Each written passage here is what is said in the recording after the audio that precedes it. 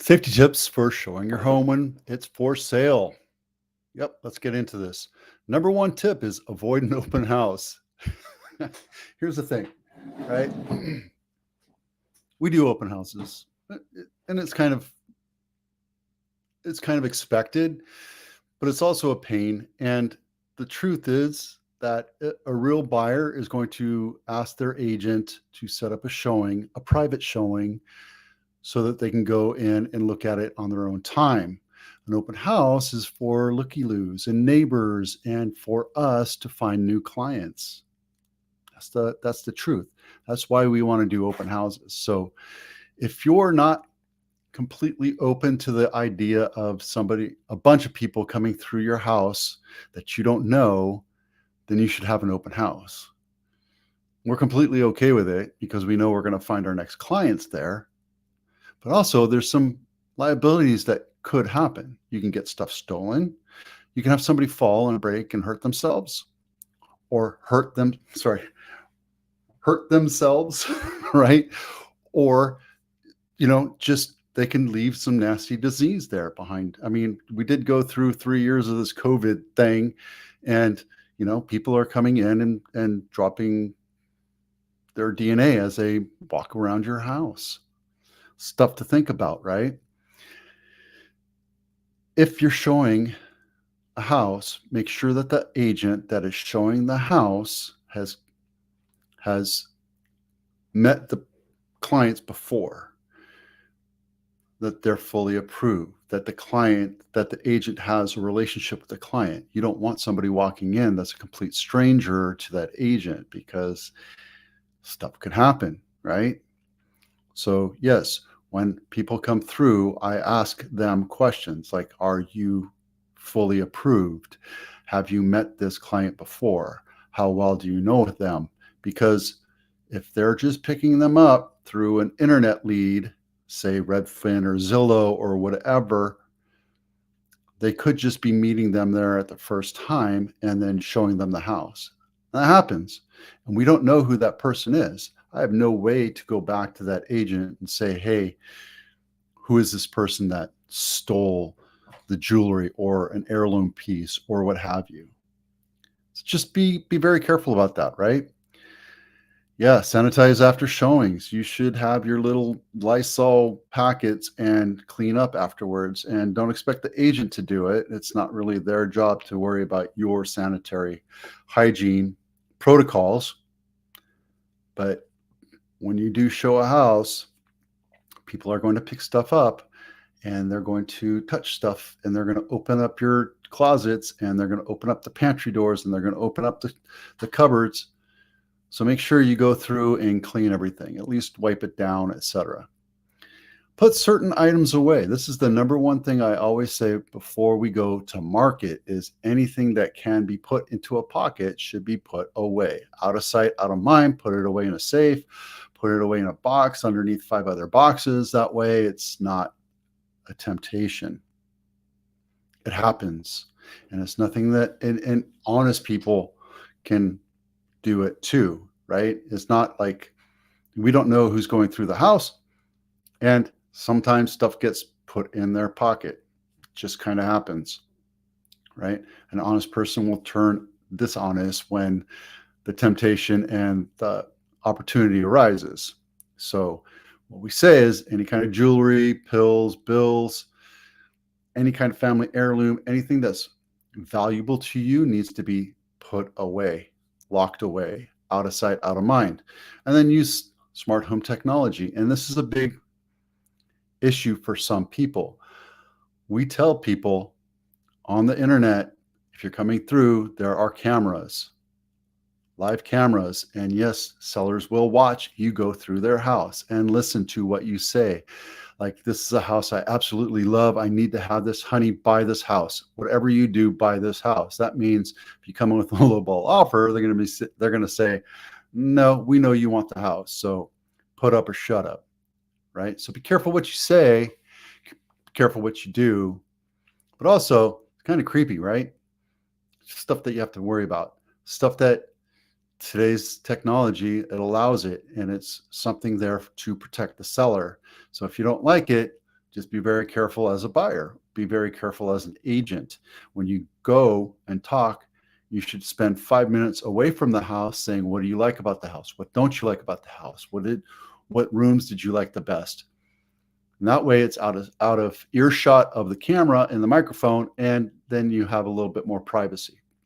But understand, it's their house, it's their home, it's their dwelling, it's their private dwelling. They have every right to protect it any way they see fit. All right, enough said. If you're thinking about selling your house, download this home inspection checklist. It's there for you to understand what an inspector will go through and look at, and you can have those things repaired before an inspector comes through. And then obviously, if you fix it, disclose it, period. Okay. Bank-owned property of the week, Hollister, Ridgemark Drive. I have a house coming up for sale on Ridgemark Drive. It's not a 3-bedroom, 2-bath. It's a 3-bedroom, 3-bath, and it's like 3,500 square feet. This one looks like it's pretty beat up. And yeah, that's kind of cool.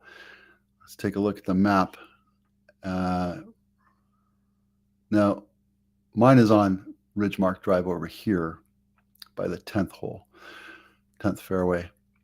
So this is South Ridgemark Drive. So there you go. Only one photo to see. That's what this looks like. It's a fixer-upper for sure. This is Cupertino House of the Week. House near Apple. Houses for sale near Apple. This is in Santa Clara, not Cupertino or Sunnyvale. So it's going to be a little bit less. This house, one street over.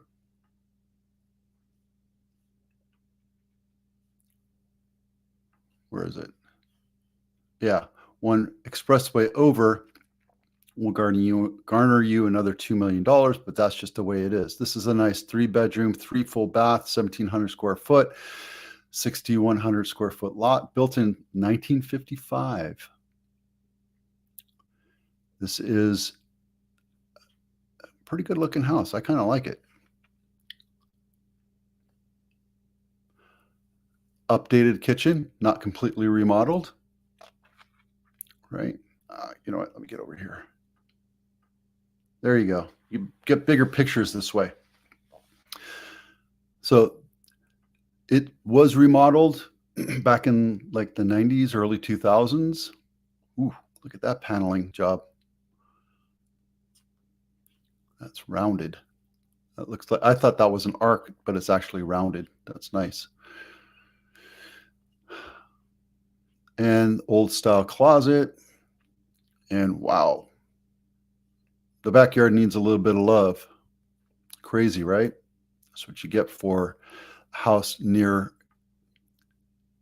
Apple. And then Mountain View of the house of the week is Valencia Avenue, not my listing, $3.5 million, 4-bedroom, 2.5 bath, built in 2009, on market 48 days. I know what I got. I'm not a big fan of the shingle walls, the exterior, but the kitchen looks nice. It's a nice looking kitchen. I like the white walls. See, it's actually cream colored walls, but I like it because it's bright and airy and it makes your house look bright. Again, I'm not a big fan of the shingles. I would take that down. $3.5 million. If you're interested, let's go. If you're thinking about buying a house or go open house shopping over the next couple of weekends, download this home buyer's checklist. It goes through every nook and cranny so you can inspect every house as you go along. And that way, when you look at 5 or 6 houses, you don't get the fog of war. You don't forget which house has dual pane windows or new dishwasher, etc. And lastly, 40 days on market report. We have 183 homes that have been on market for over 40 days. And then 90 days on market, we have 65. Both those numbers have gone down slightly, not enough to worry about. And our bank owns have dropped down quite significantly as well. I don't know what happened here. I think that was an anomaly last week. And for sale, we're down dramatically. We're down to less than 400 homes for sale. These are single family homes for sale in San Jose. We need to be about 1,000. So This is the time of the year when supply drops. You can see it here in Santa Clara County. We're at 800. We need to be at 2,000. Typically, we're at about 1,000. So supply is definitely down. Rates are up, and demand is still there. So what's happening? Well, because supply is down and demand is still there, still at average, at normal, prices are going to continue to go up. That's not to say you should be aggressive with the pricing, because people are sensitive to pricing. If your house is overpriced compared to your neighbor's house that's for sale, and theirs is in much better condition, theirs is going to sell faster, even if it's the same price or a little bit more expensive. So condition, location, market condition, and pricing is very important when it comes to selling homes. So keep that in mind. That's it for now. Thanks for watching. I'm Vito with Avitano. We'll see you out there.